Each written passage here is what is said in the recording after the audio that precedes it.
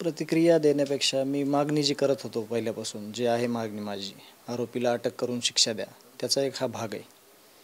त्याच्यामुळं बाकीचे अजून आरोपी आहेत ते लवकरात लवकर पकडा, आरोपी शोधा, सगळे CDR काढून जे कोणी ह्याच्यात दोषी आहेत ते सगळे मध्ये घ्या. आणि ज्याप्रमाणे मुख्यमंत्री साहेबांनी सभागृहात आश्वस्त केलं सगळ्यांना, समाजाला, महाराष्ट्राला आश्वासित केलं की ह्याच्यातून कोणी सोडणार नाही, कोणी असू द्या, जे आरोपी आहेत त्यांना शिक्षा देणार, त्यावर आम्ही म्हणजे त्या गोष्टी आमच्या लक्षात आहेत, त्यावर ही कारवाई चालू आहे. पुढील कारवाई पण लवकरात लवकर करावी.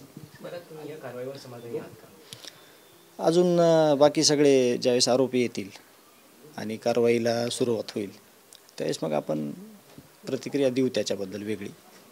आता बोला. आरोपी वाल्मिकर यांनी असा दावा केला आहे की माझ्यावर खोटे गुन्हे दाखल झालेले आहेत. ते कसं ठरवणार? ते न्यायदेवता ठरवल ना, ते यंत्रणा ठरवल ना. यंत्रणेच्या तपासातून ते निघेल ना की कोण आरोपी आहे, कोण म्हणजे आरोपी नाही.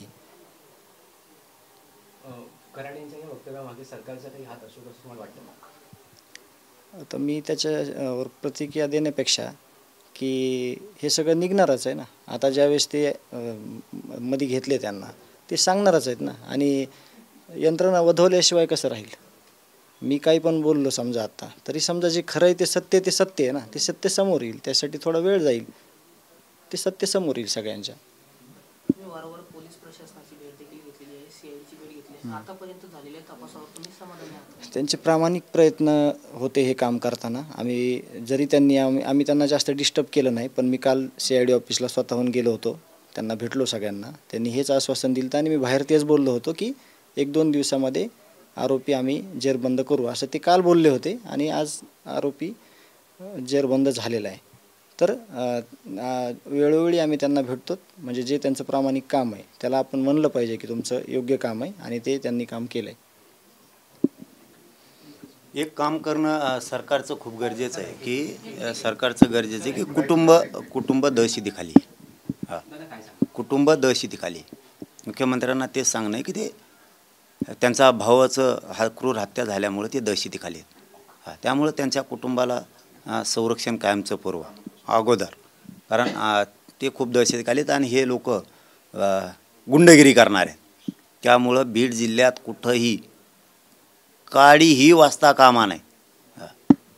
हे मात्र मुख्यमंत्र्यांनी त्यांनी दक्षता घेणं गरजेचं आहे. गृह मंत्रालयाने कुठंही कोणाला नखसुद्धा खर्चटा कामा नाही आणि त्या कुटुंबाला तातडीनं संरक्षण पुरवा. ते भीतीखाली आहेत, दहशतीखाली आहेत. त्यांचा माणूस गेलेला आहे आणि त्यांच्या न्यायाच्या प्रतीक्षेत येते.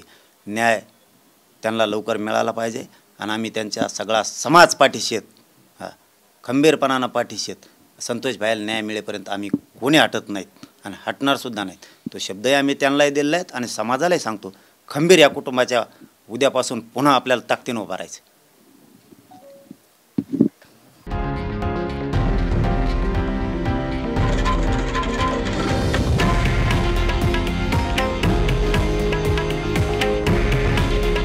हे आहे देशातील नंबर 1 न्यूज नेटवर्क आणि आपण पाहत आहात TV9 मराठी. काळजी तुमची, हित महाराष्ट्राचं.